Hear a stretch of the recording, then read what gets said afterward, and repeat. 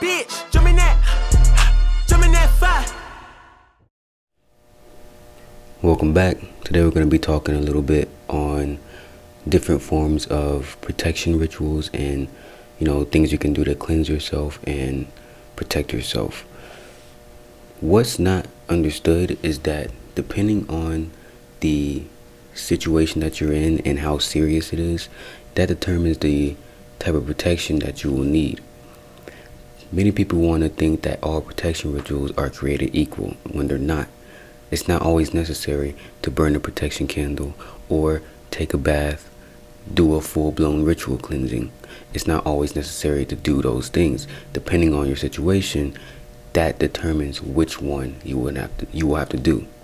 So in a scenario where you are aware that someone is actively putting magic on you, you are able to feel it in your physical body. You're feeling tired, you're feeling drained, you're feeling depressed. The signs are starting to show in your face that somebody is doing something to you.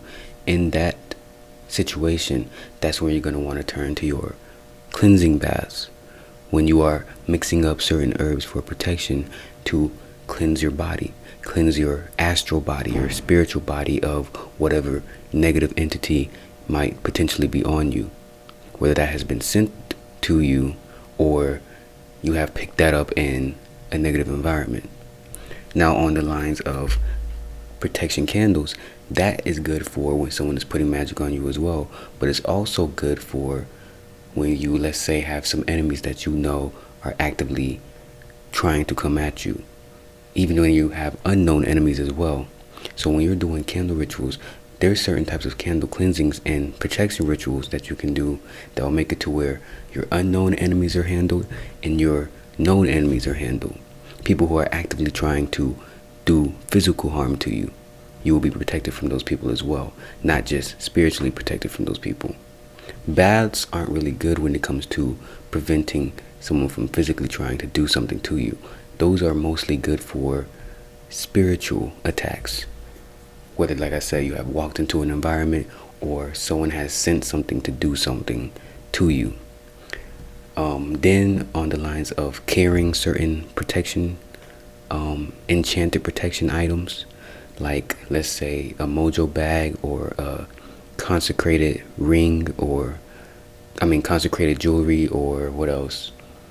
Eleques, rosaries, things like that, carrying certain objects for protection.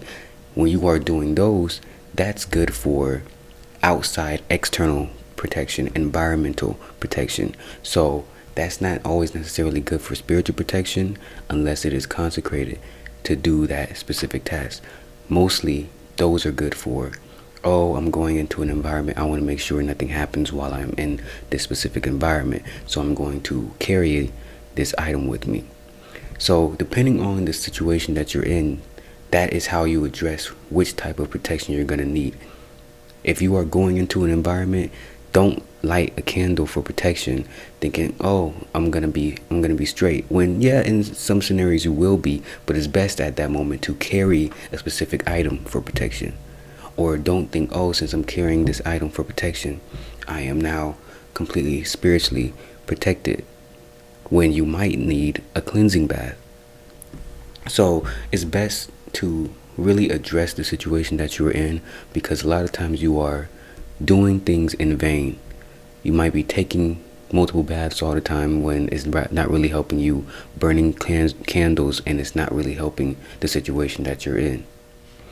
Another thing to note is that it doesn't matter that you are carrying your mojo bag on you, or you got the Luau walking with you, or you got your protection oil on, or you're carrying a fucking crystal for protection. When you have these items on you, they're only there to limit the risk of something happening. It's only there to limit the chance of something happening to you, but you're not invincible. You can't go stand in front of a gun and think someone's gonna shoot it and you're gonna be okay. Or go just walk in the middle of the street, go do dumb shit and you're just gonna be fucking okay. That's not how it works. All of those items are there to do for protection is to limit the risk of something really happening and try to prevent things from happening.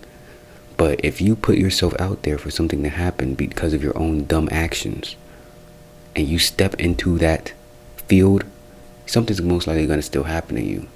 And it's not that, oh, the protection didn't work. No, the protection is there to only limit things from happening. But it's not necessarily saying that, oh, nothing's ever going to happen to you, because things still happen. But that's all for this video. Like, share, and subscribe.